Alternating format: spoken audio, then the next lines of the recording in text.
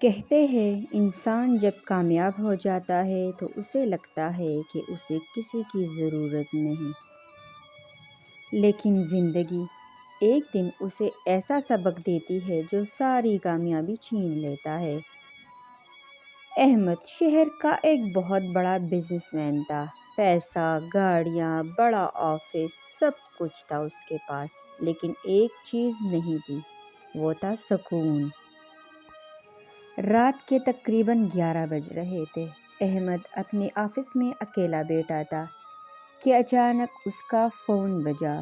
دوسری طرف سے آواز آئی، احمد تمہارے ابو نہیں رہے۔ احمد خاموش ہو گیا۔ اس نے آہستہ سے فون بند کیا اور کھڑکی کے باہر بارش کو دیکھنے لگا۔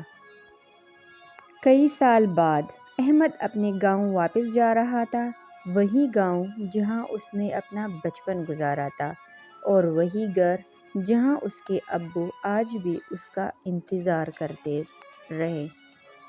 گھر بالکل ویسا ہی تھا، پرانا دروازہ، خاموش دیواریں اور ہر کونے میں یادیں۔ احمد آہستہ آہستہ چلتا ہوا ابو کے کمرے میں داخل ہوا۔ تبھی اس کی نظر ایک پرانے لفافے پر پڑی جس پر لکھا تھا، یہ خط صرف اسی دن کھولنا جب تم واقعی اکیلے ہو جاؤ۔ احمد ہلکا سا ہنسا اور خط جیب میں رکھ لیا۔ لیکن شاید اس خط کا وقت آ چکا تھا۔ چند دن بعد احمد کے بزنس پارٹنرز نے اسے دھوکہ دے دیا۔ کمپنی کے کروڑوں روپے لے کر فرار ہو گیا۔ میڈیا نے احمد کو بدنام کرنا شروع کر دیا۔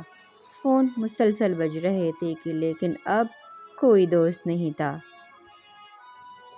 وہی احمد جس کے آفس کے باہر لوگ لائن لگاتے تھے، آج ایک اندھیرے کمرے میں اکیلا بیٹھا تھا، خاموش، ٹوٹا ہوا اور خالی۔ تبھی اسے اپنے ابو کا خط یاد آ گیا۔ کانپتے ہاتھوں سے اس نے لفافہ کھولا۔ اندر ایک پرانا کاغذ تھا جس پر اس کے ابو کی لکھائی تھی، بیٹا احمد، اگر تم یہ خط پڑھ رہے ہو تو اس کا مطلب ہے زندگی نے تمہیں وہ سبق دے دیا جو میں نہ دے سکا۔ بیٹا، لوگ پیسے کے ساتھ رہتے ہیں، انسان کے ساتھ نہیں۔ میں نے ہمیشہ تمہیں وقت دیا، محبت دی، مگر تم نے ہمیشہ دولت کو چنا۔ یاد رکھنا، دنیا کا سب سے امیر انسان وہ نہیں جس کے پاس سب کچھ ہو، بلکہ وہ ہے جس کے پاس اپنا کہنے والا لوگ ہو۔ احمد کی آنکھوں سے آنسو بہنے لگے۔ شاید پہلی بار اسے احساس ہوا تھا کہ اس نے پوری زندگی کیا کھویا ہے۔